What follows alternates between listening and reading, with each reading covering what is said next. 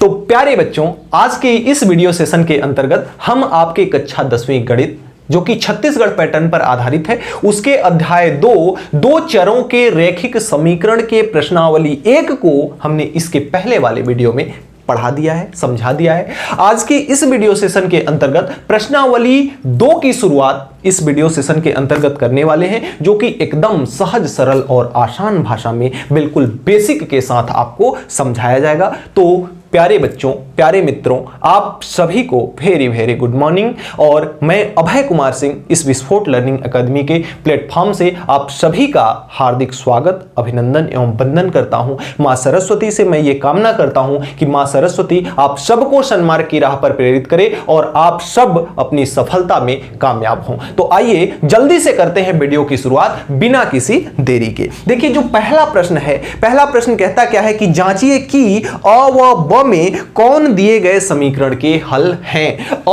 और ब दो ऑप्शन दिया है। अ में दिया हुआ है x बराबर 2 y बराबर 5, ब में दिया हुआ है x बराबर -1 y बराबर 3।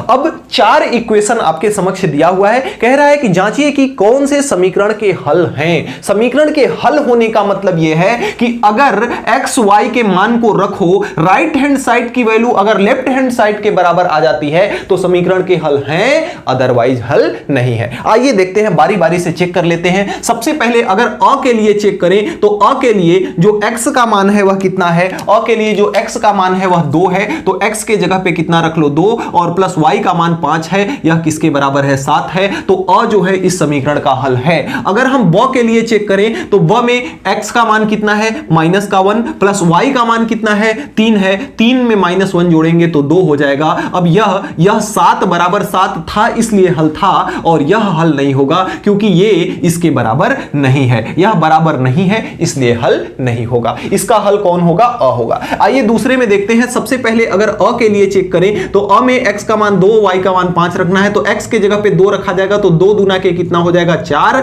और प्लस 5 y के जगह पे 5 रखा जाएगा तो 5 पचे कितना हो जाएगा 25 = 13। क्या यह इसके बराबर है? क्या left hand side right hand side के बराबर है? क्या नहीं है। अगर हम ब के लिए चेक करें तो ब का मान कितना है x बराबर -1, तो 2 में -1 का गुणा हो जाएगा तो हो जाएगा -1 प्लस 3 में 5 का गुणा होगा तो 5 तिहाई 15 बराबर 13 यहां पे दिया हुआ है। तो क्या यह 13 बराबर है? तो 13 बराबर 13 है, इसलिए यह आपका इसका हल ब होगा। इसका हल अ होगा और इसका हल क्या होगा? ब होगा। ठीक उसी प्रकार से इसको अगर चेक करें, अ के लिए सबसे पहले अगर इसको देखा जाए तो अ का मान x के लिए 2 है, तो 2 दूना के कितना हो जाएगा 4, और माइनस y का मान कितना है 5, तो अगर हम इसमें y का मान रखें तो 3 पचे कितना हो जाएगा 15, और 15 में से 4 निकलेगा तो बिल्कुल -11 बचेगा। इसके लिए यह मान करेक्ट है। अगर इसके लिए ही ब के लिए चेक करें तो ब का मान कितना है, x के जगह पे -1 रखना है, 2 में -1 का गुणा होगा तो -2 हो जाएगा, और y का मान 3 है, 3 में 3 का गुणा होगा तो कितना हो जाएगा 9 हो जाएगा। माइनस माइनस दोनों है, जुड़ जाएंगे, ये भी -11 है, यह भी अ और ब। इसके अ और ब दोनों हल होंगे क्योंकि दोनों को ये क्या कर रहा है, दोनों मान इसको संतुष्ट कर रहा है। अब अगर इसके लिए सबसे पहले अगर अ के लिए चेक करें तो अ में इसके लिए क्या चेक करेंगे, x की जगह पे 2 रखना है, तो 5 दूना के कितना हो जाएगा 10, 5 दूना के कितना हो जाएगा आपका 10, और प्लस y के जगह पे 5 रखना है, 3 पचे कितना हो जाएगा 15, और यह 4 के बराबर नहीं है इसलिए यह हल नहीं होगा। अगर ब के लिए देखा जाए इसके लिए तो ब में क्या हो जाएगा, ब का मान x का मान -1 है तो 5 में ये हो जाएगा तो माइनस का ये हो जाएगा 5, और y का मान 3 है तो 3 त्रिक का कितना हो जाएगा, 3 त्रिक का हो जाएगा 9, 9 में से 5 निकलेगा जी बिल्कुल 4 बचेगा। तो इसका हल क्या हो जाएगा, ब हो जाएगा। यानी कि हल देखने के लिए आपको क्या करना पड़ेगा, आपको यह देखना पड़ेगा कि क्या समीकरण में मान रखने पर वह समीकरण को क्या संतुष्ट कर पा रहा है। क्या अगर संतुष्ट कर पा रहा है तब तो ठीक है, और संतुष्ट अगर नहीं कर पा रहा है तो वह उसका हल नहीं होगा, क्योंकि जो हल होगा वह ऑलरेडी इसको क्या कर देगा, संतुष्ट कर देगा। अब आइए देखते हैं प्रश्न संख्या दूसरे को। प्रश्न संख्या दूसरा क्या कहता है? प्रश्न संख्या दूसरा कहता है कि जांच कीजिए कि अ व ब में कौन दिए गए समीकरण के हल हैं। इसमें भी सेम वही करना है, इसमें भी सेम वही करना है। आइए मैं थोड़ा सा एक आध दो ठो बताता हूं इसमें से, फिर आप लोग अपने से करते रहिएगा। जैसे अगर मैं ले लूं अगर मैं ले लूं कौन सा समीकरण, अगर मैं ले लूं समीकरण नंबर 3, समीकरण नंबर 3 क्या है इसका जो सवाल नंबर 3 है, सबसे पहले अ और ब का मान कितना दिया हुआ है, अ बराबर दिया हुआ है कितना, अ बराबर दिया हुआ है x बराबर 3 y बराबर -1। अब अ में क्या दिया हुआ है, x बराबर 3 और y बराबर कितना दिया हुआ है -1, और ब के लिए कितना दिया हुआ है यही मान, ब के लिए यही मान कितना दिया हुआ है, ब के लिए मान दिया हुआ है x बराबर 1/2 y बराबर 1/3, x बराबर 1/2 और y बराबर 1/3। चलिए इसी को एक बताता हूं, फिर आप लोग अपने से करते रहिएगा। और समीकरण जो है आपका इसका तीसरा वाला जो समीकरण है, समीकरण क्या दे रखा है, समीकरण दे रखा है 2x - 3/y, 2x माइनस 3 बटे क्या दिया हुआ है y, और इज इक्वल टू कितना दिया हुआ है 9, इक्वल टू कितना दिया है 9, और 3x + 7 divide by y, 3x और प्लस का 7 divide by y is equal to कितना दिया हुआ है, सॉरी हाँ ठीक है, इक्वल टू कितना दिया हुआ है 2 दिया हुआ है। बारी बारी से चेक कर लेते हैं, कोई दिक्कत की बात नहीं है। बट्टे से आप लोगों को घबराने की जरूरत नहीं है। क्यों नहीं है, क्योंकि मैं हूं, समझाऊंगा। देखिए सबसे पहले अगर इसको अ के लिए चेक करें, सेम प्रोसीजर एकदम सेम यही है, प्रोसीजर सेम यही है, प्रोसीजर में बिल्कुल भी अंतर नहीं है। देखिए x के जगह पे हमें अ के लिए चेक कर रहे हैं, कितना रखना है 3, y के जगह पे रखना है -1। तो यहां पे x के जगह पे 3 रखेंगे तो 3 दूना के कितना हो जाएगा 6, और माइनस का y के जगह पे इसमें कितना रख देंगे, 2 समीकरण है, एक सेकेंड, 2 समीकरण है,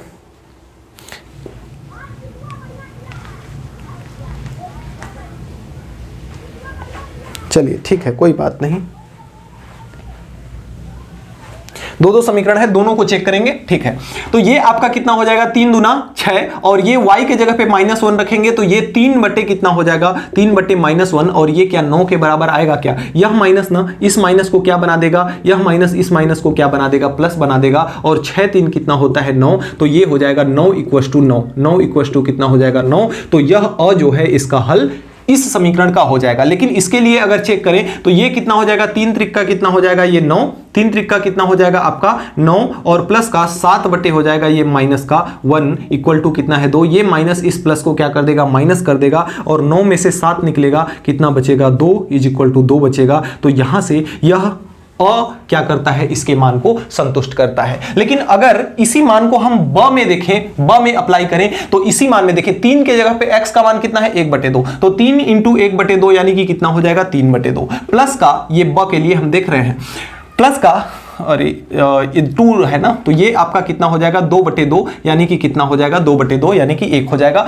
माइनस का यहाँ 3 × y का मान कितना है 1/3, तो ये 3 बटे कितना हो जाएगा 3 इक्वल टू कितना है 9। तो क्या ये दोनों कट के 1 हो जाएंगे, ये 0 इज इक्वल टू 9 हो जाएगा। यह हल इसका नहीं होगा। चाहे तो आप इसको चेक करें, नहीं तो यहीं पे कह दे कि ब का हल नहीं है, ब इसका हल नहीं है, केवल इसका हल कौन है अ। चेक करना चाहे तो कर सकते हैं। ये कितना हो जाएगा, x का मान रखना है 1/2, तो ये हो जाएगा 3/2 और प्लस का ये हो जाएगा 7/3 इक्वल टू 2 आएगा क्या, कभी नहीं आएगा। देख लो 3 दूना कितना हो जाएगा 6 और 3 त्रिक का 9 और प्लस 7 दूना कितना हो जाएगा 14 बराबर इधर 2 है। 9 और 14 कितना हो जाएगा, 9 और 14 23/6 इज इक्वल टू 2 और यह बराबर नहीं है, इसलिए ब इसका हल नहीं होगा। केवल व केवल अ इसका क्या हो जाएगा, हल हो जाएगा। इस प्रकार से आप सवाल नंबर 2 को भी क्या कर सकते हो, हल बड़े आसानी पूर्वक आप कर सकते हो।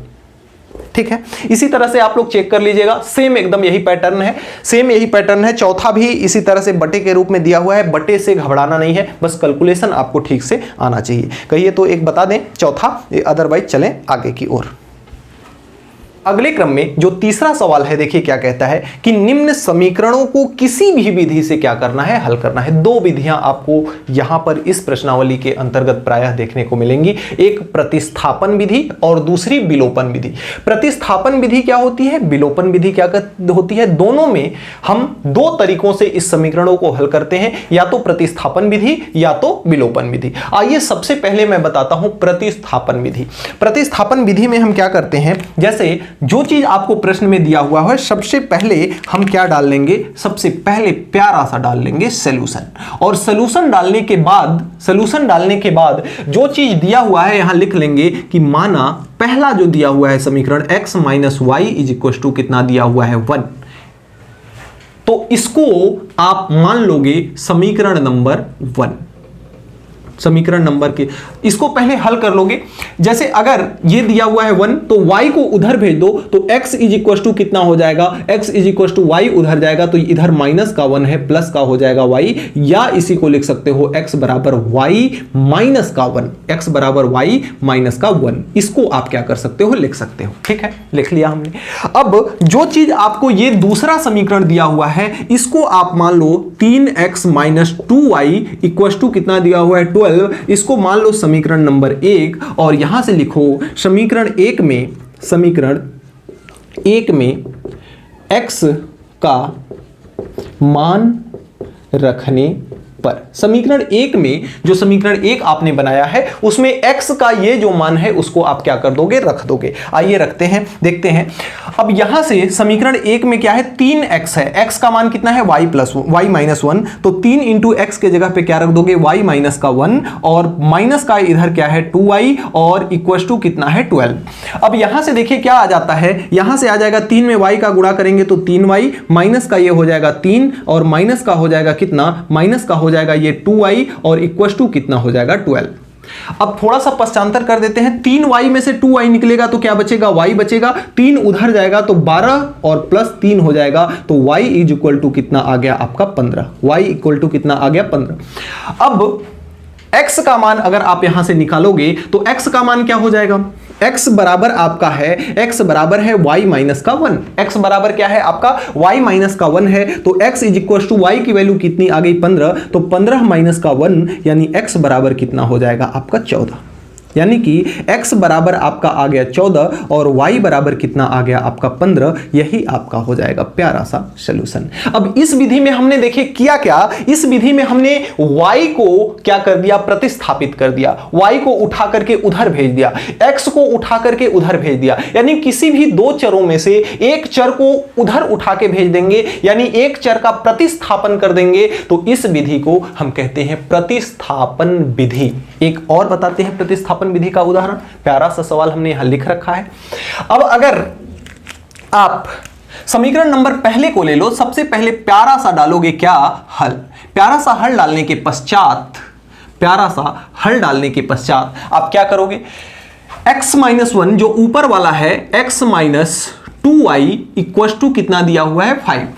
अब अगर इस 2y को उधर भेज दो, 2y को क्या कर दो, उधर भेज दो, तो x इज इक्वल टू कितना आ जाएगा 5 प्लस का 2y, यानी x इज इक्वल टू कितना आ जाएगा 2y प्लस का क्या हो जाएगा 5। हमने y को प्रतिस्थापित कर दिया, y को हटा दिया, y को भेज दिया और इसको मान लो समीकरण नंबर 1। और जो चीज आपको पहले से दे रखा है एक समीकरण और 2x माइनस का 4y और इक्वल टू 6 दिया हुआ है, इसको मान लो समीकरण नंबर 2। अब यहां लिखो आप समीकरण 1 व 2 से, समीकरण 1 और 2 से, समीकरण 1 और 2 से क्या कर सकते हो, समीकरण 1 में आपका x का मान है, समीकरण 1 में क्या है, x का मान है, इस x के मान को उठा करके समीकरण नंबर 2 में क्या कर दो, रख दो। आइए रखते हैं। समीकरण नंबर 1 जो है वह क्या है, समीकरण नंबर 2 क्या है 2 इंटू एक्स, एक्स का मान कितना है 2y प्लस 5, तो इस x के जगह पे रख दो 2y और प्लस का कितना रख दो आप 5, प्लस का कितना रख दो 5, माइनस का 4y है ही तो माइनस का क्या रख दो 4y और इक्वल टू कितना है आपका 6, तो इक्वल टू रख दिए 6। अब 2 का अंदर मल्टीप्लाई करा दो तो 2 दूना के कितना हो गया 4y और प्लस का 2 इंटू 5 कितना हो जाएगा 10 और माइनस का हो जाएगा 4y इक्वल टू कितना हो जाएगा 6। 4y में सॉरी ये कैसे संभव है, कैसे संभव है, 2y plus 5 plus 2y 2x कैसे संभव है, इस समीकरण का हल नहीं है, इस समीकरण का हल संभव नहीं है, इस समीकरण का हल संभव नहीं है, कोई हल नहीं है, इसका कोई हल नहीं है, क्योंकि यहां पे देखिए y का मान y कट करके क्या हो जा रहा है, y कट के आपका 0 हो जा रहा है, y मतलब एक पद ही विलुप्त हो जा रहा है, एक पद ही आपका विलुप्त हो जा रहा है, इसलिए इस समीकरण का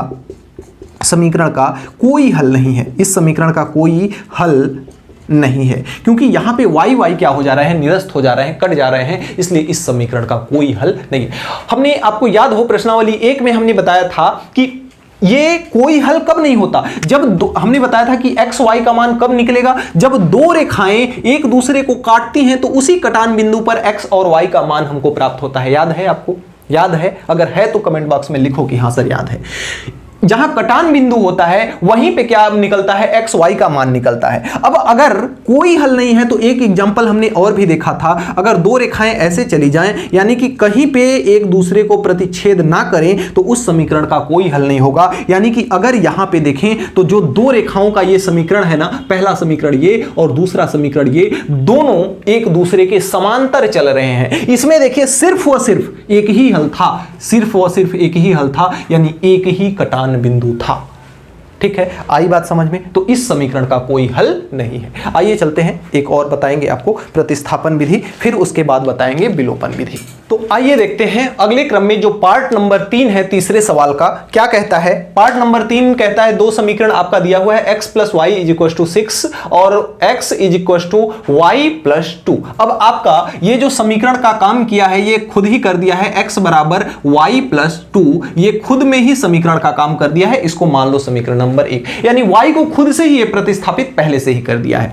अब यहां पे समीकरण नंबर 2, इसको मान लो x + y = 6 को आप कितना मान लो, समीकरण नंबर 2 मान लो। अब यहां लिखोगे क्या, समीकरण 1 व 2 से, समीकरण 1 व 2 से। समीकरण 1 व 2 में क्या है, एक में x की वैल्यू है जिसे 2 में उठा करके रखना है, तो y प्लस कितना है, 2 है, तो ये हो जाएगा y + 2 किसके जगह पे, x के जगह पर, और प्लस का ये कितना है, y है, इक्वल टू कितना है, 6 है। y + y कितना हो जाएगा, ये 2y हो जाएगा, इक्वल टू 6, 2 उधर जाएगा तो प्लस से माइनस हो जाएगा, 6 में से 2 निकलेगा, कितना बचेगा, 4।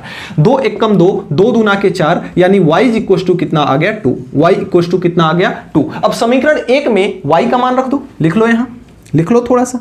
समीकरण 1 में y का क्या कर दो, y का मान रख दो। मान रखने पर समीकरण 1 में y का मान रख दो। समीकरण 1 क्या है, x = y + 2 है, y का मान कितना है, 2, तो 2 + 2 यानी x = कितना आ गया, x = कितना आ गया, 4। यानी कि आपका x का मान 4 और y का मान कितना आ रहा है, 2। यही आपका प्यारू सा हो जाएगा आंसर। ये रही प्रतिस्थापन विधि। अब आइए हम ले चलते हैं आपको कहां, जंगल की सैर कराने, यानी कि विलोपन विधि।